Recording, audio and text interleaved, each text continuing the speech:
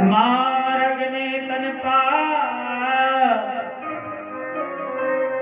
तव वृंदावन पायो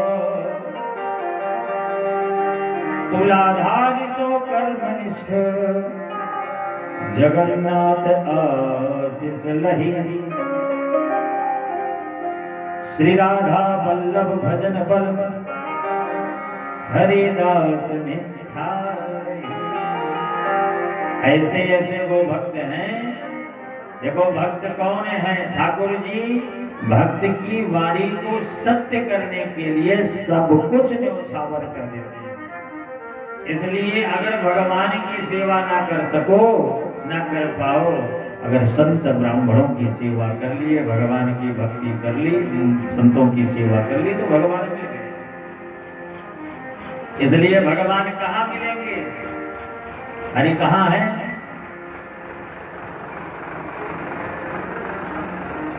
जब भक्त न होते तो भगवान कहाँ होते? जब भक्त नहीं होते भगवान कहाँ होते?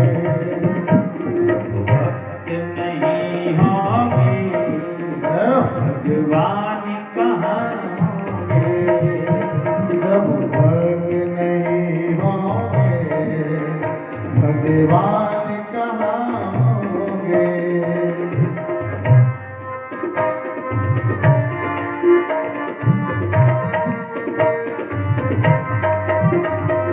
भक्त हुए लाखों और भक्ति भी करते हैं। वो भक्त हुए लाखों और भक्ति भी करते हैं। भक्त हुए लाखों और भक्ति भी करते हैं। मालिक जैसा मान जिंदगी ऐसा भक्त कहाँ होगा? जब भक्त नहीं होंगे भगवान कहाँ होंगे? भक्त नहीं होंगे भगवान कहाँ होंगे?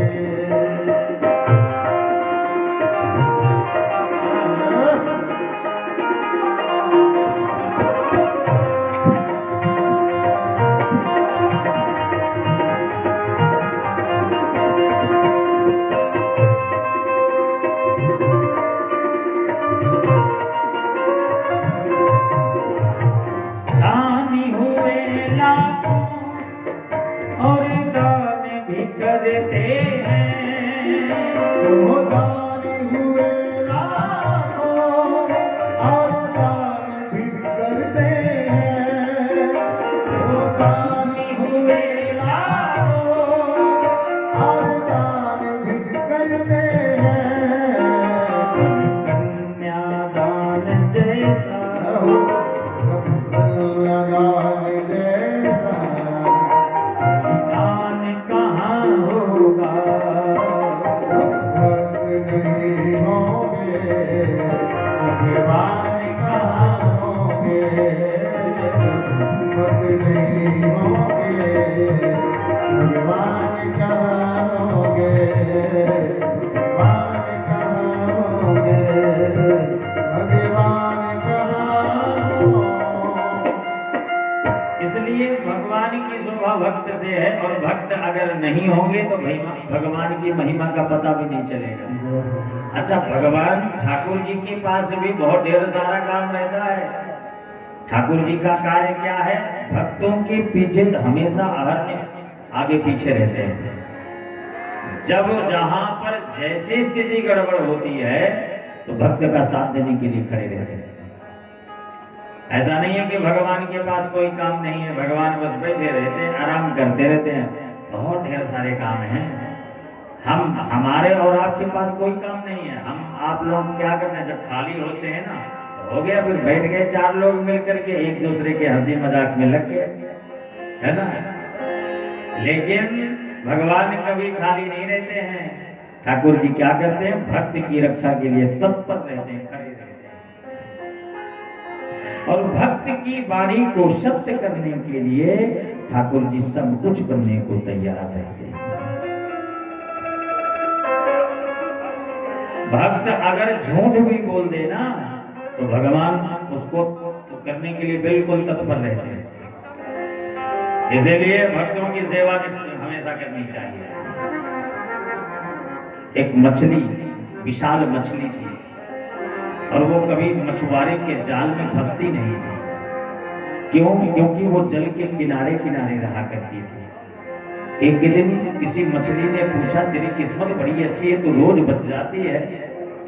वो मछली बोली, किस्मत जानते हो कैसी अच्छी है? क्योंकि मुझे बुद्धि मिल गई है। मछुआरा जब जाल डालता है तो कहाँ डालता है? बोले वो बीच में डालता है, गहरे जल में डालता है, और वह किनारे किनारे रहती है, इसलिए बच जाती है। अच्छा, डर के मारे छोटी छोटी मछलियां बीच गहरे में बचती हैं कि हम बच जाएंगे, और जो बचने के लिए भक्ति है वो पकड़ में आ जाती है। इसी प्रकार ये जो संसार है ना, ये संसार एक तालाब है, सरोवर है, और इसका मध्य भाग कौन सा है? मध्य भाग है मोह, परिवार का, घर का। अब मोह में ऐसे जकड़े हुए होते हैं कि फंसते ही जाते हैं। लेकिन जो मछली, मछली कौन है? हम आप हैं। और जो मछली किनारे रहती है, किनारे का मतलब क्या हुआ?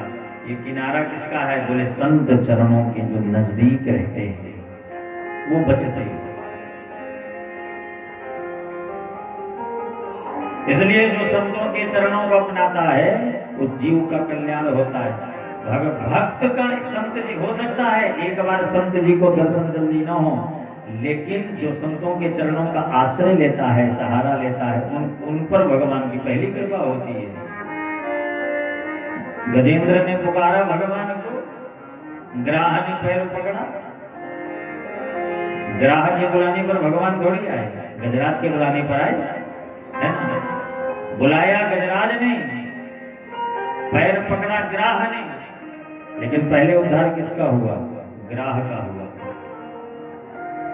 गज और ग्राह लड़े जल भीतर, गज ने तुम्हें बुलाया। गज ने बुलाया और उद्धार किसका हुआ? ग्राह का हुआ। इसलिए जो संत चरण पकड़ता है उस जीव का पहले कल्याण होता है। और संत भक्तों की वाणी को ठाकुर जी सत्य करने के लिए सब कुछ करने को तैयार है। अगर भक्त झूठ भी कह देना, किसी ने कहा महाराज हमारा कल्याण होना चाहिए, महाराज बहुत दुखी है, भक्त ने कह दिया जाओ बेटा कल्याण होगा, कितने ही आपके अपराध क्यों नहीं होंगे, ठाकुर जी को पूरा करना ही पड़ेगा। ये भगवान की वाणी, सत्य, भक्त की वाणी को सत्य करने के लिए ठाकुर जी तत्पर है। इसलिए भक्तों की गाथा, भक्तमाल ग्रंथ है, 108 भक्तों की गाथा है। जब ठाकुर जी की कथा होती है तो भक्त श्रवण करते हैं, जब भक्तों की गाथा होती है तो स्वयं ठाकुर जी आकर के कथा श्रवण करते हैं।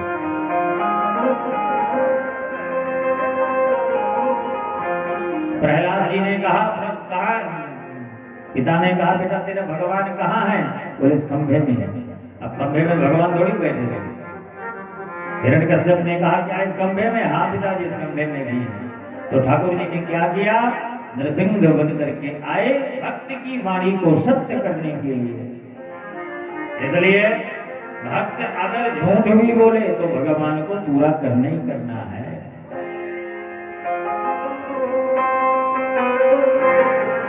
एक राजा हुए भगवान के भक्त। अच्छा, भक्त का मतलब यही नहीं जो संत परिधान में वही भक्त है। भक्त जो चोला पहने वो तो है, साड़ी वाले भी भक्त हैं और पैंट वाले भी भक्त हैं,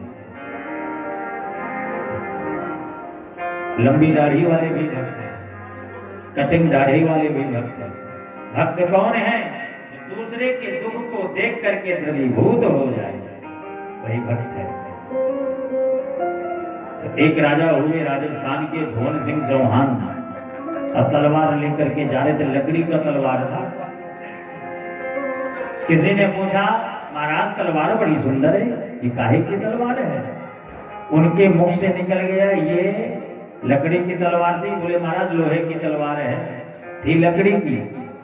और हृदय में भी भाव आया कि मैं लकड़ी बोलूं, लेकिन बाहर से सार शब्द आया, अर्थात लोहे की। लोहा शब्द आया और ठाकुर जी को, उनको तलवार को लोहा करना ही पड़ा। भक्त की वाणी को ठाकुर जी सत्य कर दिए। एक गो भक्त हुई राजा जयमल जी, और जयमल जी महाराज जब पूजन करते थे 4 घंटे तक पूजन में नित्य भाग लिया करते थे। इतने बढ़िया गौ सेवा करते थे। और जब भगवान की भक्ति करते थे, कठोर आज्ञा थी कि पूजन के समय कोई व्यक्ति मेरे कमरे में नहीं आ सकता है, जो आएगा उसको दंड दिया जाएगा। और जब उनके भाई रायमल जी को पता चला कि अभी पूजन में होंगे, तो उनके गोष्ठी पर आक्रमण कर दिए, गौशाला पर आए। उनकी माता जी आई, बेशक बेटा मुझे प्राण दंड दे देना, लेकिन मेरी गायों को बचाओ, मेरी गायों को संभालो। तब जयमल जी पूजा छोड़ना उचित नहीं समझे। उन्होंने क्या कहा, जैसी भगवान की इच्छा। भक्त थे, केवल इतने ही सुने ठाकुर जी कि जैसे भगवान की इच्छा।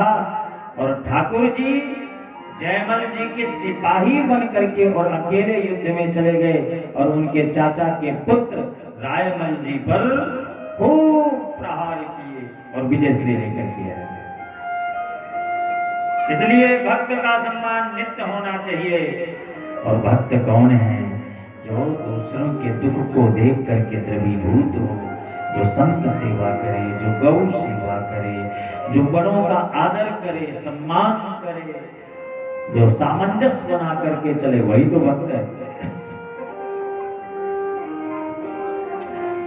एक कामध्वज राजा था, और इनकी इच्छा थी कामध्वज जी की कि जब मेरा अंत समय आए तो श्री रघुनाथ जी मेरी अंत्योष्टि क्रिया करें। और अंत समय में श्री राम जी ने श्री हनुमंतलाल जी महाराज से उनकी अंत्योष्टि क्रिया करवाई। इसलिए भक्त की वाणी में भगवान है, इसलिए भक्ता अपराध कभी जीवन में भूल कर नहीं करना चाहिए। और ऐसे ऐसे भक्त, ऐसे ऐसे संतों को क्या आवश्यकता है गौ सेवा करने के लिए? लेकिन नहीं, गोविंद जिन गायों के पीछे पीछे नंगे पैर भगे और जिन गायों का गोचारण किए, वो गायों के रखवाला बन करके आए, तो भगवान के गोविंद की सेवा से गोविंद नहीं मिलते हैं, जितना गोविंद मिलते हैं वो भक्ति से मिलते हैं। और प्रतिदिन ठाकुर जी 10 लाख गायों का दूध पीते थे। कितना? 10 लाख गायों। अब बताओ 10 लाख गायों का दूध थोड़ा थोड़ी होता है। 10 लाख गायों का कैसे 10 लाख गायों का दूध निकाला जाता था तो 1 लाख गायों को पिलाया जाता था। 1 लाख गायों का दूध निकाल के 10,000 गायों को, 10,000 गायों का दूध निकाल करके 1,000 गायों को। कोई चिंता नहीं है क्या? पक्का? तो उधर देख रहे हैं, कथा तो इधर चल रही है। बोलिए वृंदावन हरि राम। लगता दोपहर की मंत्रणा चल रही है।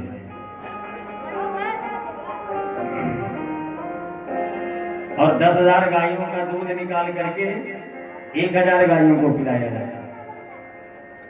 और 1,000 गायों का दूध निकाल करके 100 गायों का, 100 गायों का दूध निकाल के 10 गायों का, और 10 गायों का दूध निकाल के 2 गायों, जिनका नाम था अश्वगंधा और पद्मगंधा।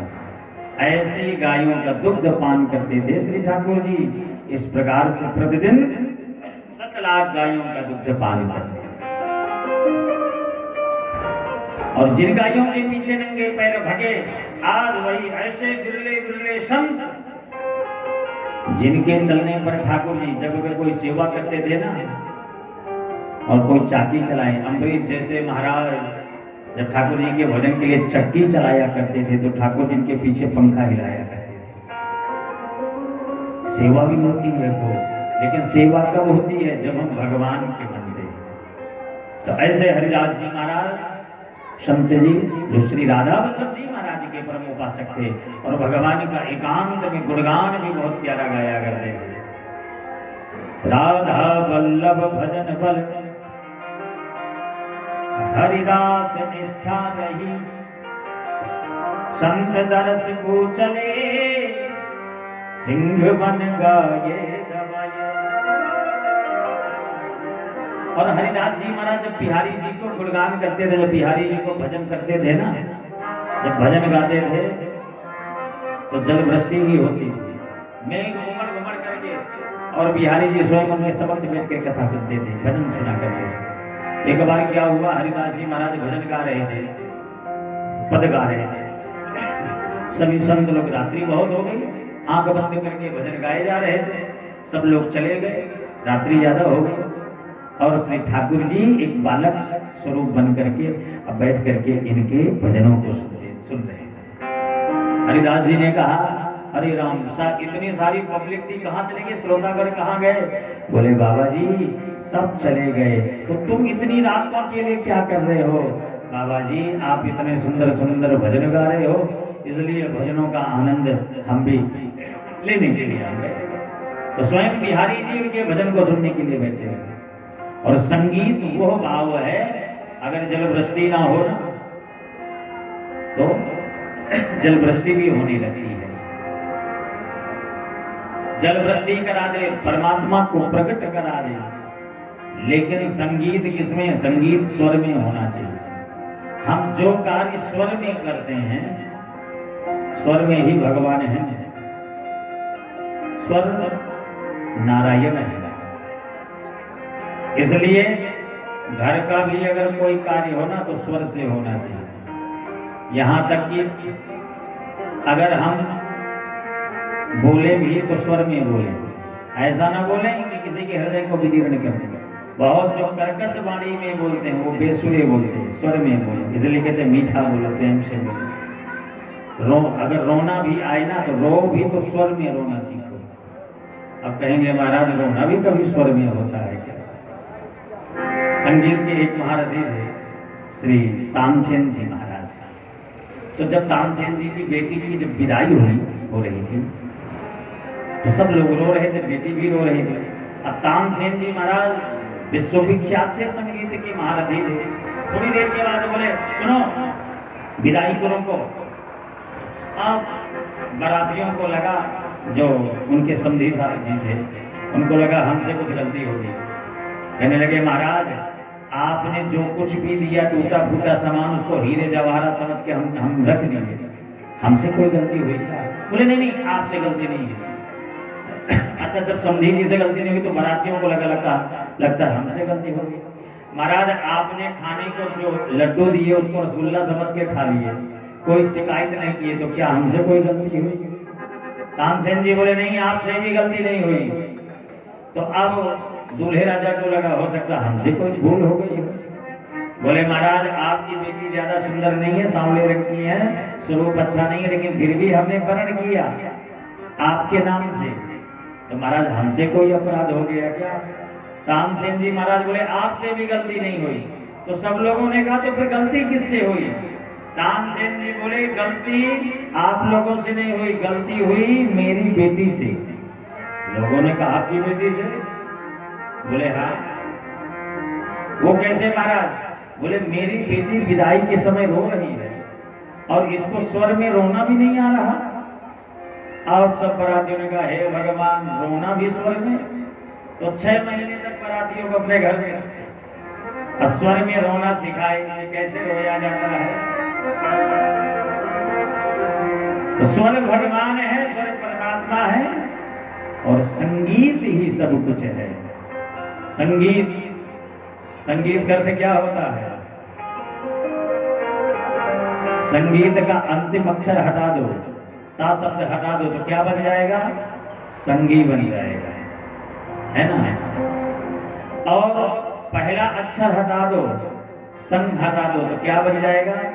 गीत बन जाएगा। अच्छा बीच का अक्षर हटा दो, गी शब्द हटा दो तो क्या बन जाएगा? संत बन जाएगा। संगीत क्या है?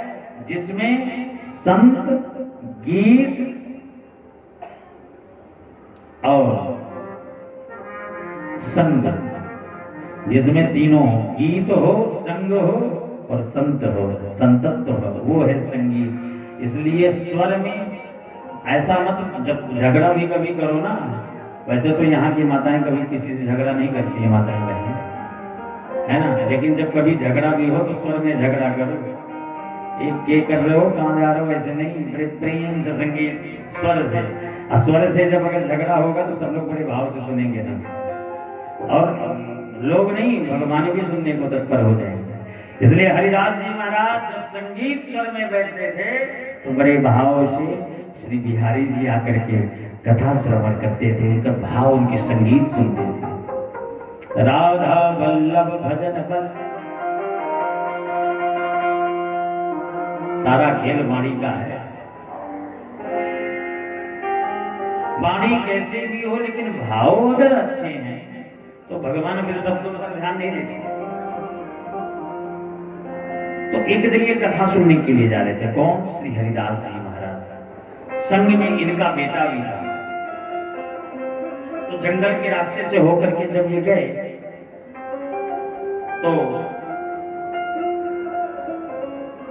बीच घनघोर जंगल में देखिए एक सिंह आया और सामने से गौ माता आई। तो गौ माता को ये सिंह पकड़ने की चेष्टा ही कर रहा था। जैसे चेष्टा किया, अब महाराज जी को अच्छा नहीं लगा, तुरंत आए, सिंह से कहने लगे।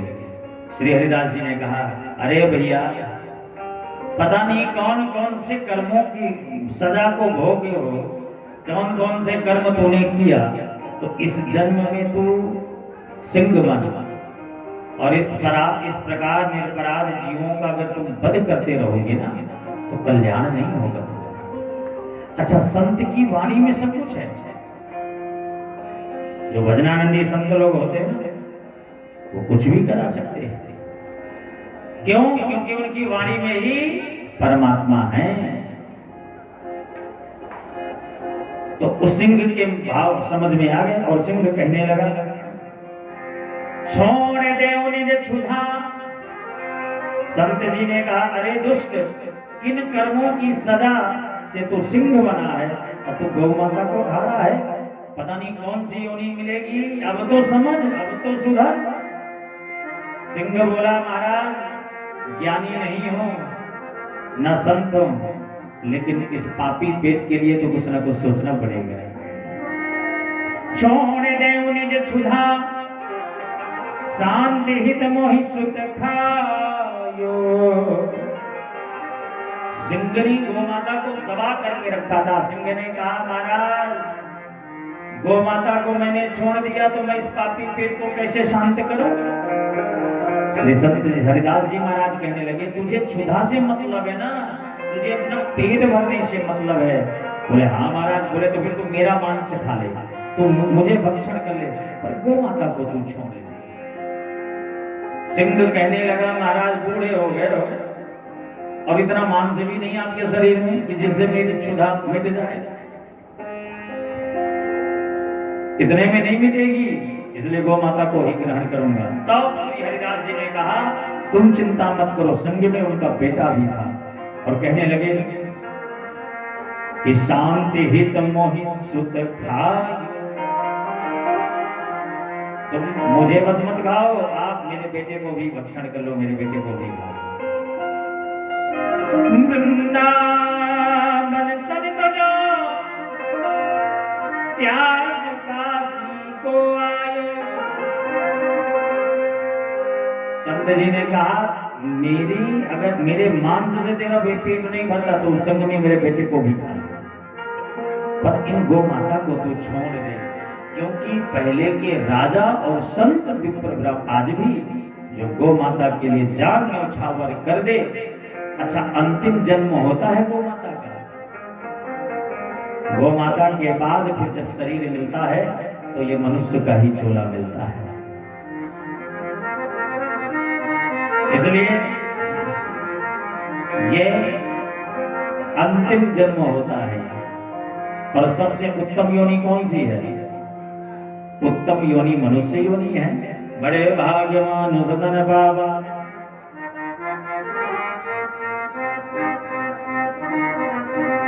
बड़ी भाग्यवान से तन बाबा।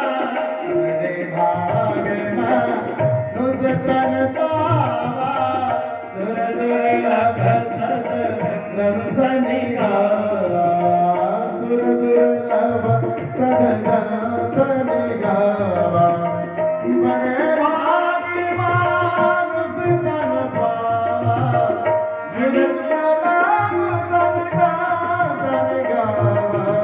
श्री राम जय राम, श्री राम जय राम, जय जय राम, श्री राम जय राम, जय जय राम।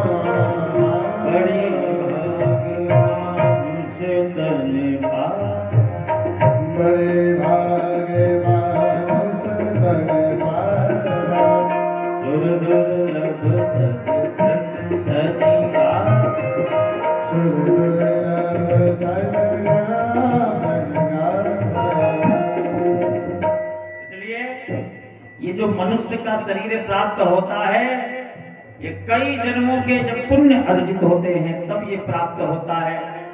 84 लाख योनियां हैं और 84 लाख योनियों में कई लाख बार कीड़े मकोड़े बनने पड़ते हैं, कई लाख बार पशु योनि में आना पड़ता है और कई लाख केवल 1 लाख बार मनुष्य बनना पड़ता है।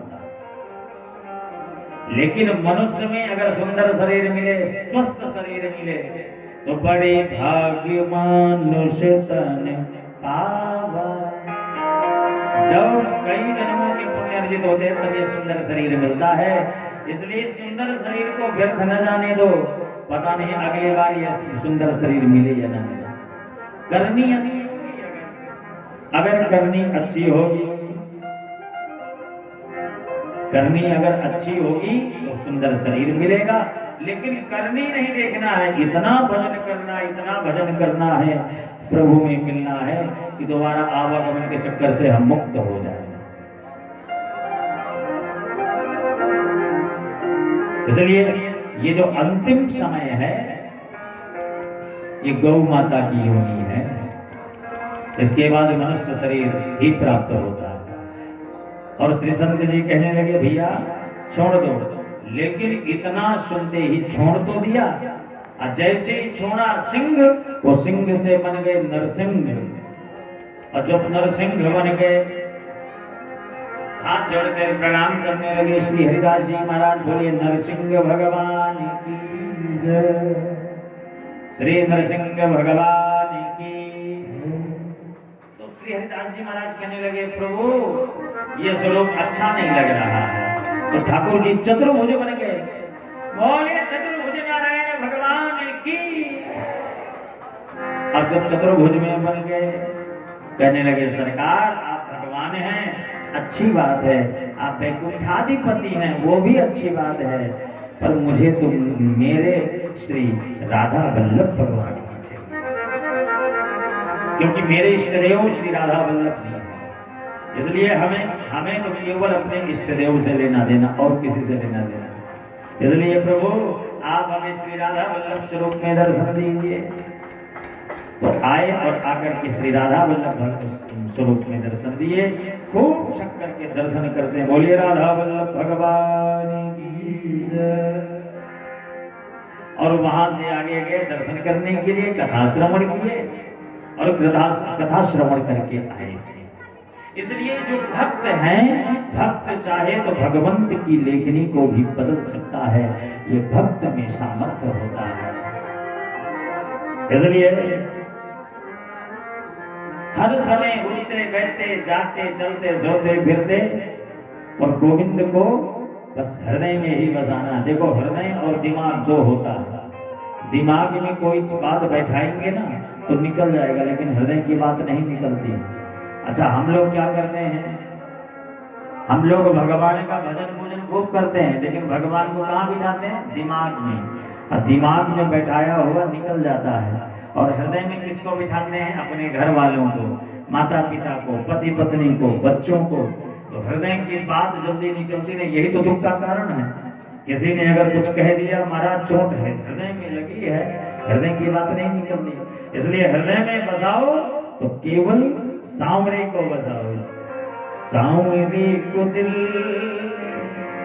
सांवरे को दिल में बसा कर तो देखो, एक बार वृंदावन आकर तो देखो, एक बार वृंदावन आकर तो देखो। बड़े ही दयालु है बांके बिहारी, बड़े ही दयालु है बांके बिहारी। दुनिया से मनों को हटा कर तो देखो, दुनिया से मनों को हटा कर तो देखो। सामने को दिल में बसा कर तो देखो, सामने को दिल में बसा कर तो देखो। एक बार वृंदावन आकर तो देखो, एक बार वृंदावन आकर तो देखो।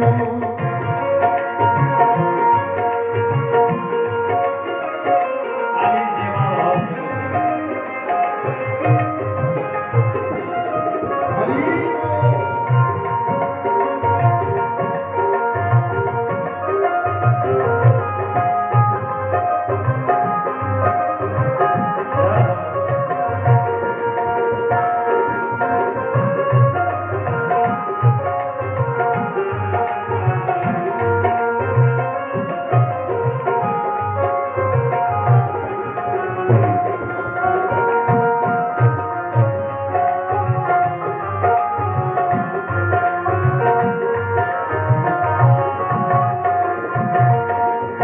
मीरा ने जैसे गिरधर को पाया, मीरा ने जैसे गिरधर को पाया।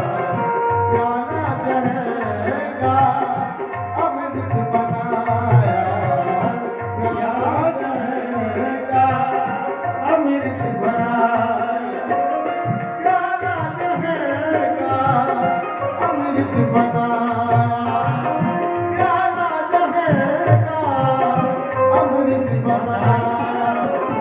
अपनी ये हंसी मिटा कर तो देखो देखो, अपनी ये हंसी मिटा कर तो देखो। एक बार वृंदावन आकर तो देखो, एक बार वृंदावन आकर तो देखो।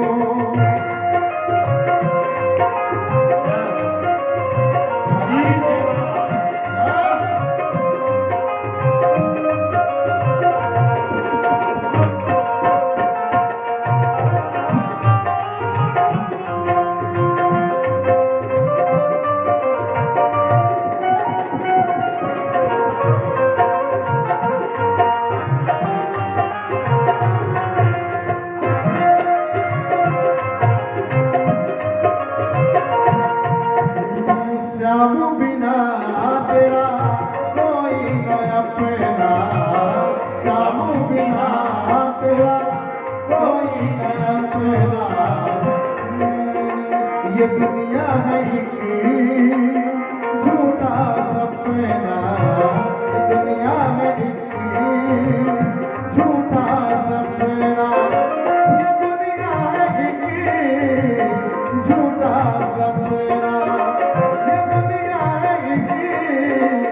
झूठा सपना। नजरों से पर्दा हटा कर तो देखो देखो, नजरों से पर्दा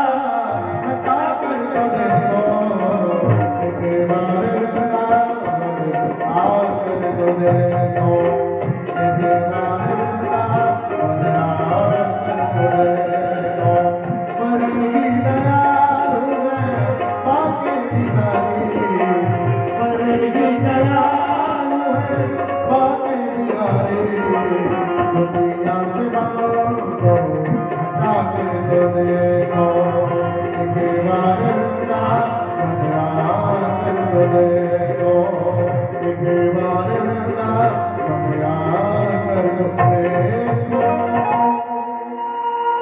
भक्त भगवान की।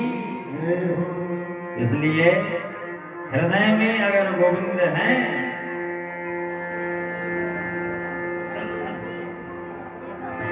श्री हरिदास जी महाराज आए और वहां से कथा श्रवण करने के लिए गए। अच्छा, कुछ समय के बाद श्री यही हरिदास जी महाराज यहाँ से सीधे पहुंचे कि चलो चलते हैं श्री जगन्नाथ भगवान के दर्शन करके आते हैं। गौ सेवा में वृंदावन में तत्पर रहते थे। अब आए और जाकर के भगवान के दर्शन के लिए जगन्नाथ भगवान इस कलयुग के प्रत्यक्ष देवता है जगन्नाथ भगवान। इसलिए जो लोग न गए हो ना तो एक बार वहां जरूर दर्शन करने जाए। हम लोग हरिद्वार, श्रीधाम, वृंदावन, काशी हर जगह जाते हैं ना, श्री गोविंद सीधे वहीं विराजमान हुए जगन्नाथ भगवान की शुरू। और जगन्नाथ भगवान को खिचड़ी का भोग लगता है ना, गए होंगे तो मालूम होगा। और उस प्रसाद की इतनी बड़ी महिमा है, कहीं अगर आप लोग भंडारा चालू कर दिए और भंडारे में ये ऐसा लगे कि केवल हम 1000 लोगों की व्यवस्था किए हैं, यहाँ 10,000 लोग आ गए, तो वहाँ की खिचड़ी का चावल का प्रसाद लेकर के आओ, उस भंडारे में डाल दो, फिर चाहे 10,000 नहीं चाहे 15,000 लोग आए, कभी प्रसाद घटता नहीं। ये जगन्नाथ भगवान की, इसलिए कलयुग के प्रत्यक्ष देवता हैं श्री जगन्नाथ भगवान।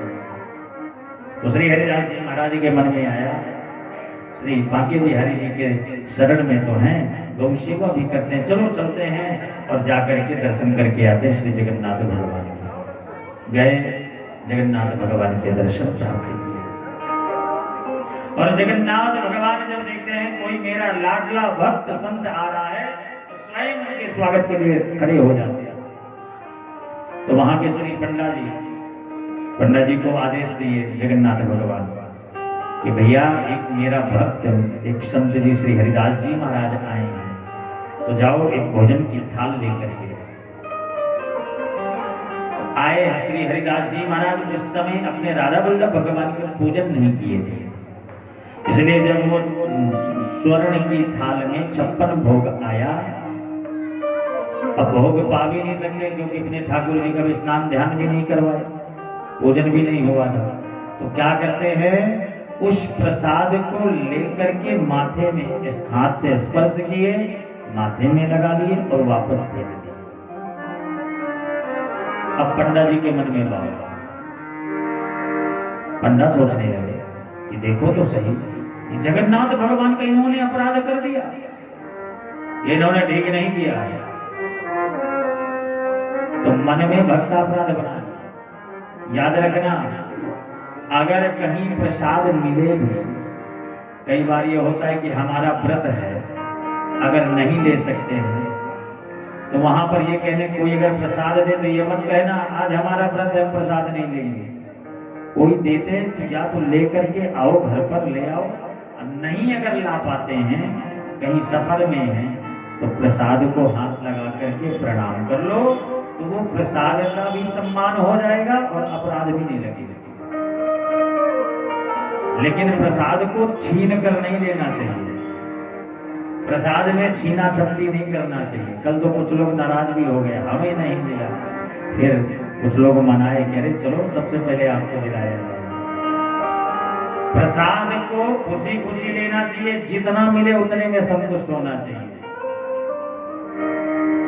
प्रसाद मांग कर भी लेना चाहिए, अच्छी बात है, लेकिन छीन कर प्रसाद लेने से वो प्रसाद की महिमा घट जाती है।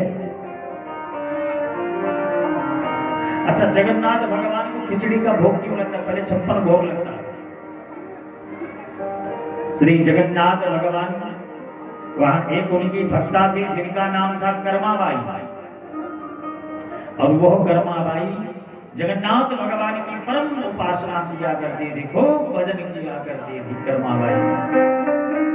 और प्रतिदिन जगन्नाथ भगवान इनके घर में खिचड़ी का भोग पाने के लिए जाते, खिचड़ी का भोग पाते। लेकिन कर्माबाई की भक्ति इतनी सुदृढ़ थी कि ये अपने आप को भूल जाती थी कि मैं स्नान करी हूं कि नहीं करी हूं। अगर बासी भी भोजन देखती थी वो भी ठाकुर जी को अर्पण करने लगती थी। तो ठाकुर जी को लगा श्री जगन्नाथ भगवान को माध्यम बनाए श्री संत श्री माधवदास जी महाराज को, और श्री जगन्नाथ भगवान माधवदास जी से बोले जाओ और कर्माबाई जी को बताओ कि भगवान का भोग शुद्धता से लगाया जाता है। आए माधवदास जी बोले मैया जो भगवान का तुम भोग लगाती हो ना, ठाकुर जी के घर में इनके हाथ से पाते थे श्री जगन्नाथ भगवान। कितनी बड़ी भक्ता थी, ऐसी भक्ति करती है। तो जगन्नाथ माधवदास जी बोले मैया स्नान करके शुद्धता से चौका इत्यादि साफ करके फिर ठाकुर जी की रसोई तैयार करना चाहिए। अच्छा, हमें तो ऐसा लगता है जितना भोजन बनाने में बल नहीं लगता है तो उतना सोचने में बल लग जाता है कि क्या बनाया जाए, क्या खिलाया जाए। आज जहाँ गए भोजन प्रसाद के लिए तो मन में यही है ना, जब थालियों में सब रखा हुआ था तो हमारे मन में यही विचार है कि हमें लगता बनाने में इतना इनको मेहनत न पड़ी होगी जितना कल रात से सोचे होंगे। संत ब्राह्मण आएंगे, क्या बनाया जाए, क्या खिलाया जाए, तो कल से ही मेहनत चालू हो गई। तो जो लोग भोजन करवाते हैं ना तो उनकी मेहनत एक दिन पहले से प्रारंभ होती है। क्या बनाया जाए, कौन सी सब्जी बनाई जाए, अरे ये सब्जी तो 2 दिन पहले भी बनाए थे, दूसरी 2 प्रकार की सब्जी हो, क्या बनाए। तो कर्माबाई जी ने सोचा कि चलो तो शुद्धता से ठाकुर जी का आने का समय हुआ, इधर चौका साफ किए, बर्तन साफ किए, तब तक में आए जगन्नाथ भगवान। अरे मैया हम आगे आपकी शरण। दरवाजा खोले, अच्छा था भी नहीं कुछ, एक छोटा सा आलू पड़ा था, थोड़ी सी सब्जी पड़ी थी, एक मुट्ठी चावल थे। तो जल्दी जल्दी सोची चलो खिचड़ी बना। ठाकुर जी बैठ गए और कहने लगे कर्माबाई प्रभु आज विलंब हो रहा है। क्यों मैया? इसलिए विलंब हो रहा है क्योंकि मैंने साफ सफाई की। आज मुझे पता चला कि आपका भोग शुद्धता से लगाना चाहिए। ठाकुर जी ने कहा याद रखना, जब मंदिर का घंटा बज जाएगा तो हमें जाना पड़ेगा। तो बैठे रहे, बनाते गए और जैसे जल्दी जल्दी बनाए और ठाकुर जी के समक्ष खिचड़ी का भोग आ गया, उधर घंटा भी बज गया। और जैसे घंटा बजा तो श्री जगन्नाथ भगवान बोले मैया अब मुझे जाना पड़ेगा। बोले प्रभु एक क्षण तो रुक जाइए। अब वहां पर राजा इंतजार कर रहे हैं कि 56 भोग का। पुजारियों ने कहा महाराज अभी ठाकुर जी भोग नहीं लगाया, अभी ठाकुर जी आए नहीं। फिर दोबारा घंटा बजाया गया कि प्रभु अभी आने में विलंब क्यों कर रहे हैं।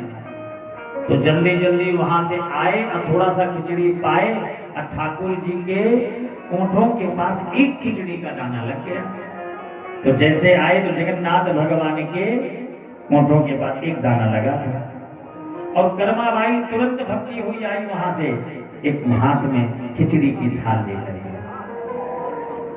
और पुजारियों ने कहा महाराज आज ठाकुर जी भोग नहीं लगा रहे हैं। तो पुजारी जी से पूछा गया जरा पता करो। बोले किसी ने जगन्नाथ भगवान को खिचड़ी खिला दिया। अब पीछे पीछे भक्ति हुई, कर्माबाई भी आ गई और कर्माबाई आई लेकिन अपने हाथ पीछे कर रखी है। राजा बोले देखो किसने दृष्टता किया, जो भगवान को खिचड़ी रूखी सूखी खिचड़ी खिलाए। तो एक ने देखा पीछे हाथ करके कर्माबाई खड़ी थी। पुजारी जी ने कहा महाराज इन्होंने भोग लगाया। अब इतना सुनते ही तो तुरंत अब उनको दंड देने के लिए तैयार हुए। फिर ठाकुर जी की प्रेरणा से कर्माबाई जी की भक्ति को उजागर किया गया और श्री जगन्नाथ भगवान बोले आज के बाद सबसे पहले खिचड़ी का ही भोग लगेगा। तो तब से वहां जगन्नाथ भगवान में खिचड़ी का भोग। 56 व्यंजन से मतलब नहीं। तो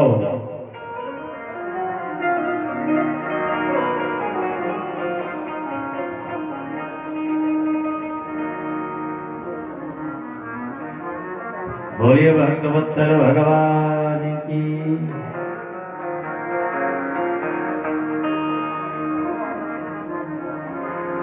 श्री वृंदावन बिहारी लाल की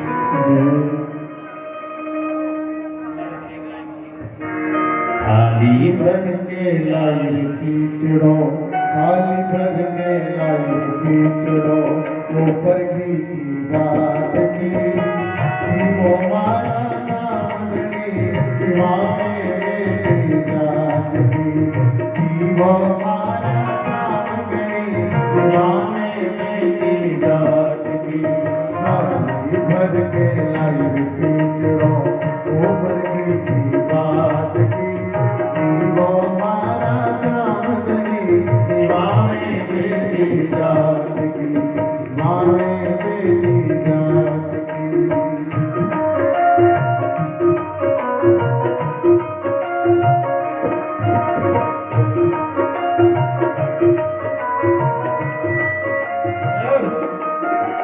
भक्ति हो तो कर्मा जैसी सावरियों घर लावे लो, भक्ति हो तो कर्मा जैसी सावरियों घर लावे लो, भक्ति भाव से पूर्ण हो हर सिख गुण ये गावे, भक्ति भाव से पूर्ण हो हर सिख गुण तेरो गावे, सांग प्रेम प्रभु से हो तो प्रेम प्रभु से हो तो मूर्त बोले बात की जीवो मारा सामने दीवाने बेटी जात की जीवो मारो सामने दीवाने बेटी जात की थाली भर के लाई खींचड़ो, ऊपर की बात की जीवो मारा सामने दीवाने बेटी जात की जीवो मारा सामने दीवाने मेरी जात की दीवाने मेरी जात की। बोलिए श्री भक्ति कर्माबाई मैया की जय। कर्माबाई जी के घर में प्रतिदिन भोग लगाते थे और उस दिन भक्ति का उजागर किए। ऐसे श्री जगन्नाथ भगवान के दर्शन के लिए जब श्री हरिदास जी महाराज गए तो श्री जगन्नाथ भगवान बोले पंडित जी से कि महाराज आप प्रसाद लेकर के जाओ। तो हरिदास जी महाराज राधा वल्लभ भगवान का पूजन नहीं कर पाए थे, इसलिए उस प्रसाद को माथे में लगाए और हाथ जोड़े और भेज दिए। लेकिन ये पंडित जी नाराज हो गए। तो ठाकुर जी ने रात्रि में स्वप्न में समझाए कि भैया कोई अपराध नहीं होगा। याद रखना 4 प्रकार का भोजन वंचित बताया गया, 4 प्रकार का भोजन नहीं करना चाहिए। एक तो उस थाली का भोजन नहीं करना चाहिए जिस थाली में पैर का ठोकर लग जाए। पैर का ठोकर लग जाए, महाभारत में वर्णन आया कि वो दरिद्रता का प्रतीक होता है, इसलिए ऐसा भोजन नहीं करना चाहिए जो हमारा पैर थाली में लग जाए। दूसरा भोजन वो नहीं करना चाहिए जिस थाली पर भोजन पड़ा हो थाली को नाप जाओ, मतलब पैर ऊपर से लेकर के जाओ। अगर ऐसा भोजन करते हैं वो भी अशुद्ध माना जाता है। तीसरा भोजन, जब भोजन में जब कोई थाली में जब बाल आ जाए ना, वो भी अशुभ माना जाता है, अशुद्ध भोजन माना जाता है। और चौथा भोजन, पति पत्नी को एक थाली में नहीं खाना चाहिए, वो मदिरा के समान होता है। लेकिन आजकल तो सब एक ही थाली में पति पत्नी दोनों खाते है ना। एक थाली में पति पत्नी अगर भोजन करते हैं तो कहते हैं पति की आयु क्षीण होती है। जो पत्नी अपने पति का नाम लेते हैं तो पति की आयु क्षीण होती है। लेकिन अब आजकल तो फैशन बन गया, एक ही थाली में दोनों पति पत्नी भोग लगाएंगे, है ना। और एक थाली में जो पति पत्नी भोजन करते हैं वो मदिरा के समान माना जाता है। लेकिन जिस थाली पर पतिदेव भोजन कर लिए हों, अगर उसमें प्रसाद बचा हुआ है, अब पत्नी अगर वो खाती है तो बद्री केदारनाथ फल प्राप्त होती। जिस फल की प्राप्ति श्री बद्रीनाथ भगवान केदारनाथ भगवान के दर्शन से होती है, उस फल की प्राप्ति केवल उस पत्नी के भोजन, झूठे पति के झूठे भोजन से होती है। इसलिए अपना झूठा नहीं खिलाना चाहिए, वैसे यहाँ जितने बैठे हैं ना तो सब पति के बाद ही भोजन करने वाले बैठे हैं। बोले वृंदावन बिहारी लाल की। अच्छा एक बात और, अगर जिस थाली पर बेटी और पिता एक ही संग जो भोजन करते हैं, एक संग जो भोजन करते हैं, उस घर से कभी लक्ष्मी माता नहीं जाती, हमेशा लक्ष्मी जी का वास होता है उस घर से। इसलिए हमेशा ये 4 भोजन वर्जित हैं। जिस भोजन की थाल में पैर लग जाए दरिद्रता की निशानी है, जिस भोजन को पैर के द्वारा निकल जाया जाए वो भोजन अशुद्ध माना जाता है, जिसमें बाल निकलता है अशुभ माना जाता है, और जिसमें पति पत्नी भोजन करते हैं वो मदिरा के समान माना जाता है। तो जगन्नाथ भगवान ने रात्रि में समझाए कि देखो, स्वप्न में बोले कि हरिदास जी का अपराध नहीं है, अपने राधा वल्लभ भगवान का पूजन नहीं किए थे, इसलिए वो प्रसाद का सम्मान किए। वहां से दर्शन दे करके आए और दर्शन प्राप्त करके आते हैं। कुछ समय के बाद अपनी जन्मभूमि काशी में आए और काशी में आकर के तो काशी में आकर के जन्मभूमि थी, वहीं पर निवास करने लगे और निवास करते रहे। फिर वृद्धावस्था आई, धीरे धीरे शरीर उनका बिगड़ने लगा। तो ज्योतिषियों ने बताया महाराज अब तो मरणासन की स्थिति है। सब लोगों ने कहा महाराज काशी में शरीर छोड़ो, कहने लगे नहीं काशी में शरीर नहीं छोड़ेंगे। बोले मुक्ति धाम है नहीं, शरीर यही छोड़ो।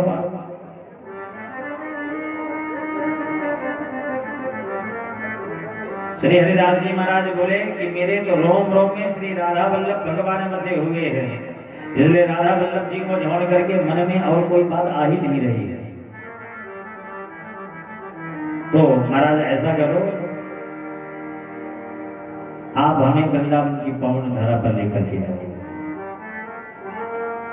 वृंदावन तन तजो त्याग काशी को आयो। घर के बालकों ने कहा शरीर साथ नहीं दे रहा है, अंतिम समय है, काशी में शरीर छोड़ोगे तो मुक्ति को पाओगे। बोले मुक्ति हमें नहीं चाहिए, हमें तो वृंदावन की रज चाहिए। सब लोग पालकी में बिठा करके श्री हरिदास जी महाराज को लेकर के गए और पहुंचे।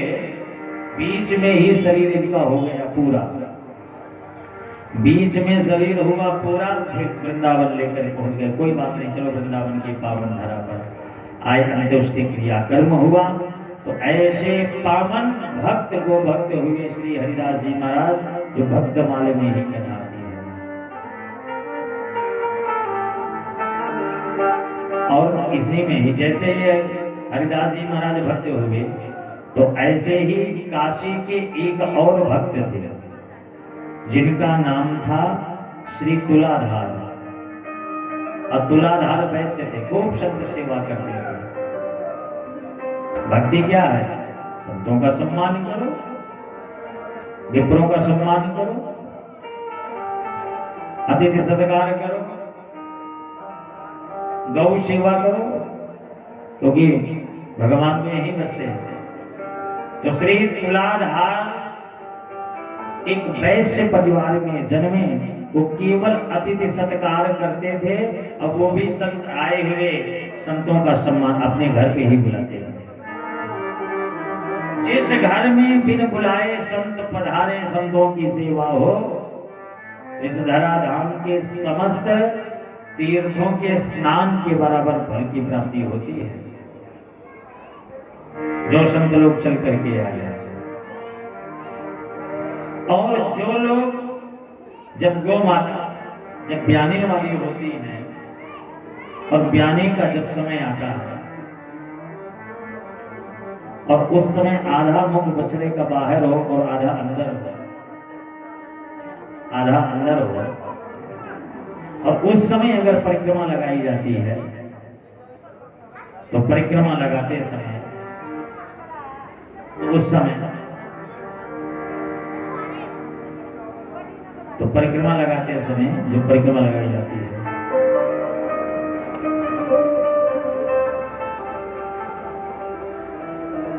बोले वृंदावन बिहारी लाल।